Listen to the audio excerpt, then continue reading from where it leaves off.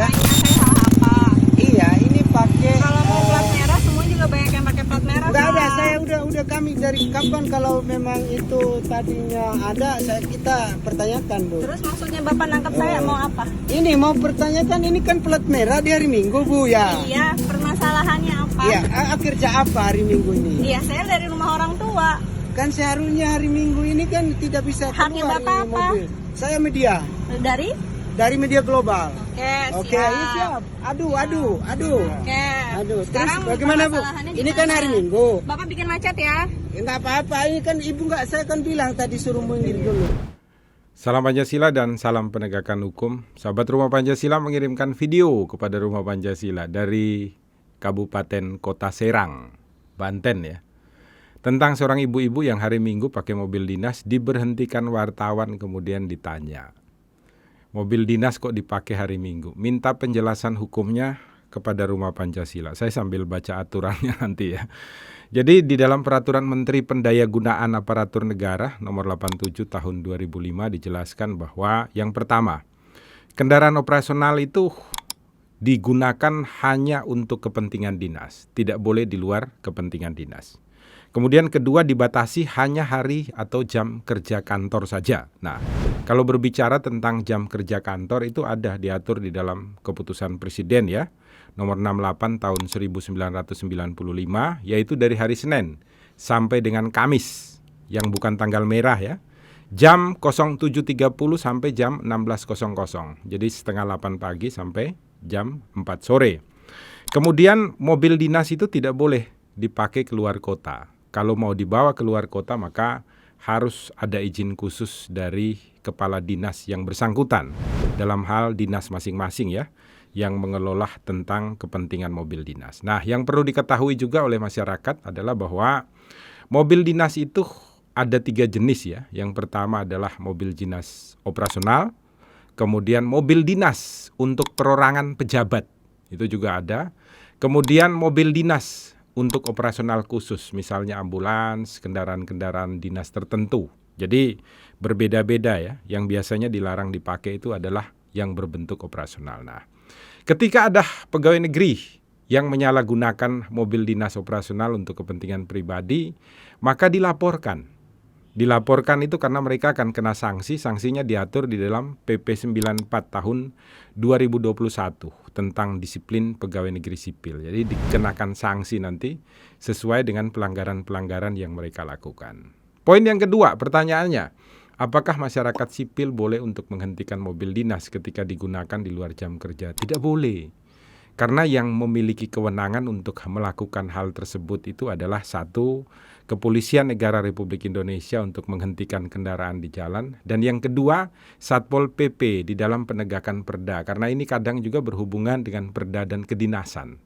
Maka mereka yang diberikan kewenangan untuk melakukan itu. Jadi ketika Anda jadi masyarakat, melihat ada pelanggaran, difoto saja kemudian dilaporkan. Karena sekarang kan sudah banyak ya, Instagram ataupun media-media sosial daripada pemerintah yang bisa Anda gunakan untuk melapor pelanggaran-pelanggaran disiplin yang dilakukan oleh oknum pegawai negeri sipil. Karena bahaya loh, sekalipun Anda wartawan, Anda menghentikan kendaraan di jalan ini umum lagi, kemudian terjadi kecelakaan, justru Anda nanti yang bertanggung jawab secara pidana.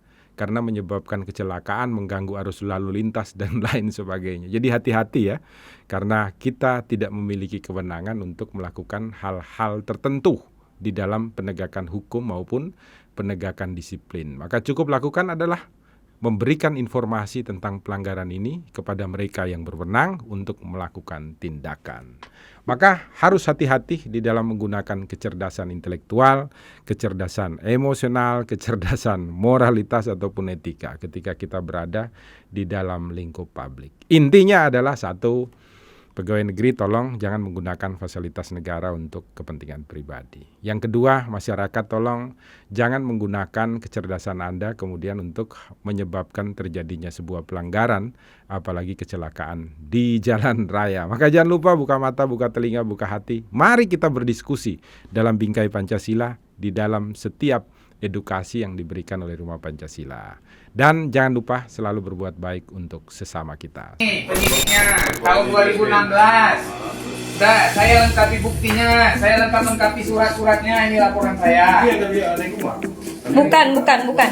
Bukan Pak, saya ngelapor sendiri karena saya nggak pakai pengacara, nggak sanggup saya bayar pengacara, dimainkan sama orang ini. Jahat orang ini Pak. Kalau saya pakai pengacara nggak berani dia buat SP3 ini. Enggak, itu suratnya yang menyatakan bahwasannya dari kantor lurah ini palsu. Ini palsu Pak, ahli waris. Tapi masa di sini nggak Komplit terbukti? loh Pak, surat kita komplit. Kita yang ngumpulin surat, bukan ini, bukan Juper ini. Perkaranya bukan tindak pidana. Uang saya katanya. dimakannya 5 Tidak juta, cukup sikit-sikit. bukti. Bapak harus ngasih duit ke sini. Bapak harus. Salam Pancasila dan salam penegakan hukum. Sahabat Rumah Pancasila mengirimkan video ada ibu-ibu sama suaminya mengamuk di kantor polisi. Karena mereka menerima SP2HP yang mana SP2HP itu menyatakan bahwa perkara mereka bukan tindak pidana sehingga dihentikan. Kemudian mereka mengamuk, salah satunya menurut mereka adalah karena bukti mereka lengkap. Yang kedua, mereka menyampaikan karena polisi yang menerima pengaduan pada saat itu sudah menerima uang sebesar 5 juta rupiah. Jadi ada dua persoalan.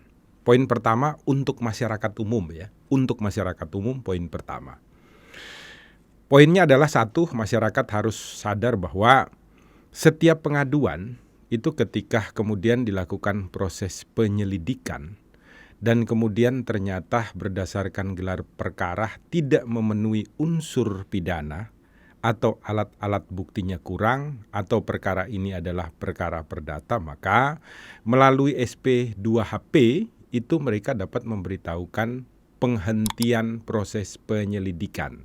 Karena kekurangan bukti atau karena perkara ini adalah perkara perdata, bukan merupakan perkara pidana. Itu adalah sesuatu yang normal di dalam prosedur hukum. Kalau Anda sebagai masyarakat tidak terima, Anda mengajukan permohonan gelar perkara khusus. Itu diatur di dalam Perkap nomor 6 ya, dari Pak Kapolri. Ajukan gelar perkara khusus kepada atasan daripada kepolisian ini. Umpamanya ini dilaporkan di Polrestabes, ajukanlah kepada Polda atau kepada Mabes Polri. Nanti hasil gelar perkara khusus itu yang menentukan apakah penghentian penyelidikan melalui SP2HP ini secara hukum dapat dipertanggungjawabkan atau tidak. Kalau dapat dipertanggungjawabkan maka prosesnya tetap berhenti, stop, selesai. Tetapi kalau ternyata ditentukan bahwa ini memenuhi unsur pidana, maka dibuka kembali untuk ditindaklanjuti. Itu poin pertama. Poin yang kedua, kalau penghentian ini melalui proses yang namanya SP3, penghentian proses penyidikan. Karena sudah naik ke tahap penyidikan, gelar perkara, ini perkara perdata dan lain sebagainya atau buktinya kurang, dihentikan. Maka langkah yang dapat Anda lakukan adalah sama. Pertama, memohon gelar perkara khusus. Yang kedua, Anda dapat melakukan gugatan pra-peradilan kepada polisi. Jadi bukan ngamuk seperti ini. Tidak boleh. Anda ngamuk seperti ini, itu tidak benar. Prosedurnya seperti itu. Lakukan prosedur itu untuk masyarakat.